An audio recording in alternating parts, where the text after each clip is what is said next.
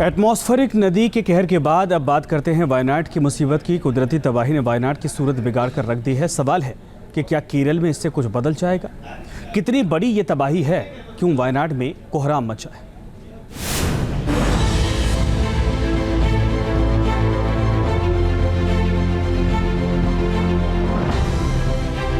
इस तरह इतने खौफनाक अंदाज में कभी केरल में तबाही नहीं आई। केरल में पहाड़ पहले भी टूटते रहे, लेकिन पहली बार इस तरह जमीन खिसकी है। नतीजा दुनिया के सामने है। ग्राउंड जीरो पर न्यूज नेशन उस इलाके में पहुंचा जहां सबसे ज्यादा त्रासदी हुई।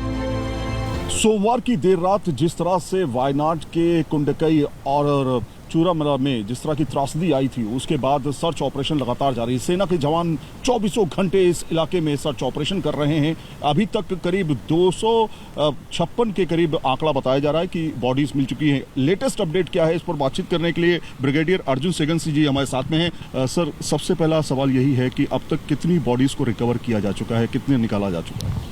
कल रात तक के जो काउंट था वो 191 था कल शाम तक, और उसके अलावा कुछ एक बॉडी पार्ट्स भी मिली, मतलब 191 bodies and in addition body parts.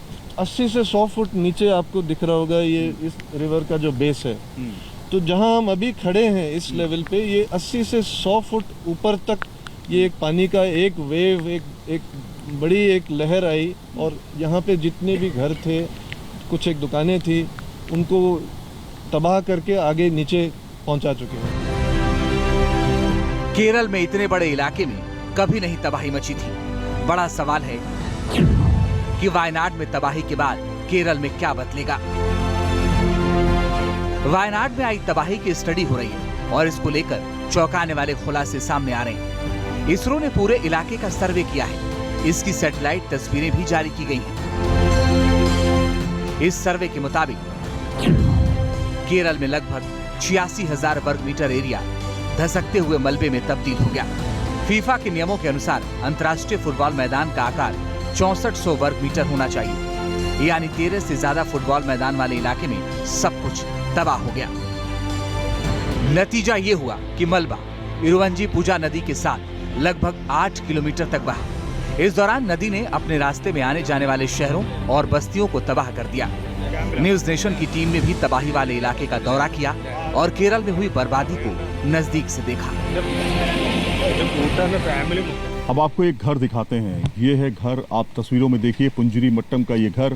तस्वीरों में आप देखिए ये छत है, और छत पे नीचे जो है ऊपर तक, छत के ऊपर तक मलबा ही मलबा आपको दिखाई दे रहा है। डबल स्टोरी है और सबसे ऊंचाई पर ये है एक तरह से, और ये ऊपरी हिस्सा है जो पूरी तरीके से ढह गया। अब आपको दिखाते हैं इसके ढहने की वजह क्या है। आप बड़े बड़े पत्थर देखिए, इस तरह के पत्थरों ने आकर के इस पूरे घर को तबाह कर दिया, बर्बाद कर दिया, खत्म कर दिया। तस्वीरें आप देखिए, कितने ऊंचे ऊंचे पहाड़ी इलाके से ये पत्थर आए होंगे और किस तरह से इस घर को तोड़ते हुए आगे निकल गए। 31 जुलाई को अपने इसरो की रिसेट 2B सैटेलाइट ने तस्वीरों को कैप्चर किया था। सैटेलाइट इमेजरी के मुताबिक 8 किलोमीटर के दायरे में भयंकर तबाही हुई है। पहले भी 2020 में इस इलाके में भूस्खलन हुआ था, लेकिन इस बार त्रासदी बहुत व्यापक है। केरल मुंडकई के पुंजरी मट्टम में इस समय मौजूद हैं और हालात दिखा रहे हैं कि किस तरह के अभी हालात हैं। 4 दिन बीत चुके हैं।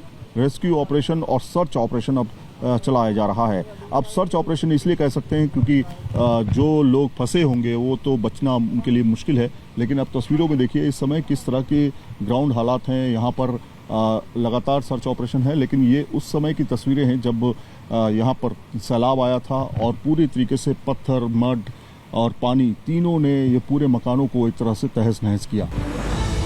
एक्सपर्ट्स पूरे इलाके में पहले से कुदरती कहर की आशंका जता रहे थे। जिस तरीके से पूरे इलाके में प्राकृतिक संतुलन बिगड़ा है, वहाँ तबाही की दस्तक लगातार तेज हो रही थी। आखिरकार प्रकृति ने यहाँ विनाश की बेहद खौफनाक स्क्रिप्ट लिख दी। कई इंसानी बस्तियों का वजूद मिट चुका है, परिवारों की निशानियां मिट चुकी हैं। लेकिन सवाल है कि क्या इतनी तबाही के बाद भी हम होश में आएंगे, या फिर अंधाधुंध विकास की मदहोशी में सब कुछ तबाह कर देंगे। सवाल ये भी है कि कितने वायनाड के बाद हुक्मरान होश में आएंगे। वायनाड से सैयद आमिर हुसैन के साथ टीम न्यूज नेशन।